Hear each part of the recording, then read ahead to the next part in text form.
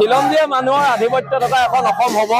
বীৰ লাচিত সেনাৰ ৫,০০০ সৈনিকে আজি অংগীকাৰবদ্ধ হৈছে আৰু অনাগত দিনত চৰকাৰলৈ সকিয়নি যাতে অনা অসমীয়া মানুহৰ পক্ষত থাকি যদি খিলঞ্জীয়া মানুহক আপোনালোকে বাৰে বাৰে প্ৰতাৰিত কৰে তাৰ বিৰুদ্ধে কিন্তু বীৰ লাচিত সেনাই অসমে তীব্ৰ সংগ্ৰামৰ সৃষ্টি কৰিব।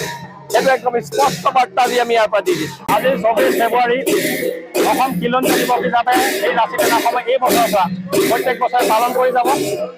২০২৬ চনৰ ২৪ ফেব্ৰুৱাৰীৰ দিনা জ্ঞান দমন দিৱস বছৰ সম্পূৰ্ণ হ'ব। ৰাষ্ট্ৰসংঘই খিলঞ্জীয়া সংজ্ঞা নিৰূপণত কৈছে যে যেতিয়া ঔপনিবেশিক শাসন ব্যৱস্থা হোৱাৰ আগমুহূৰ্তত থকা জাতি জনগোষ্ঠীয়ে তাৰ প্ৰাচীন আদিবাসী খিলঞ্জীয়া ভূমি পত্ৰ। গতিকে বৰ্তমান সময়ত যেনে চৰকাৰখনে খিলঞ্জীয়া কোন অখিলঞ্জীয়া কোন এটা বাদ বিবাদ তৈয়াৰ কৰি আমাৰ মাজত এটা প্ৰধান দিশৰ বাৰ্তা বিয়পাই আছে। তাৰ পৰিৱৰ্তে আমি এইকাৰণে কৈছোঁ যে ইয়াণ্ডাবু সন্ধিৰ জৰিয়তে অসমৰ স্বাধীনতাটো লুণ্ঠিত হৈছিল আৰু সেই অৱস্থাত প্ৰত্যেকটো জাতি জনগোষ্ঠী এই ভূখণ্ডত থকা প্ৰাচীন খিলঞ্জীয়া আৰু এইকাৰণে ২০০ বছৰ যেতিয়া সম্পূৰ্ণ ২৬ চনলৈ আজি বছৰজোৰা অনুষ্ঠানে আমি উদযাপন কৰিবলৈ অগ্ৰসৰ হৈছোঁ। এই অনুষ্ঠানটোত অসমৰ বিভিন্ন প্ৰান্তৰ জাতি জনগোষ্ঠীৰ সন্মানিত প্ৰতিনিধি জনগোষ্ঠীৰ নেতাবিলাক তাত সমবেত হ'ব।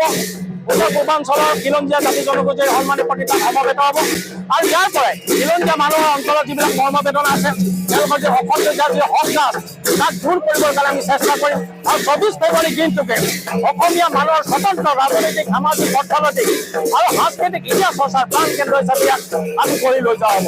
আমি এটাই বিচাৰিম যে সদায় খিলঞ্জীয়া মানুহ ঐক্যবদ্ধ হৈ থাকিব লাগিব আৰু ঐক্যবদ্ধ ভৱিষ্যতলৈ যাতে মৰ্যাদা আৰু স্বাভিমান সহকাৰে আমি জীয়াই থকা এটা বাট তৈয়াৰ কৰিব পাৰোঁ তাৰ যিটো পৰিকল্পনা আমি লৈ আগবাঢ়িব লাগে। অনাগত সময়ত বীৰ লাচিত সেনাই এই কাম-কাজ খুব দায়িত্বকাৰী দায়বদ্ধতা হ'ব। যিকোনো খবৰৰ বাবে যোগাযোগ কৰক 7099017330 লগতে 7099017110 নম্বৰত। যিকোনো খবৰৰ বাবে যোগাযোগ কৰক 7099017330 লগতে 7099017110 নম্বৰত। যিকোনো খবৰৰ বাবে যোগাযোগ কৰক 7099017330 লগতে 7099017110 নম্বৰত।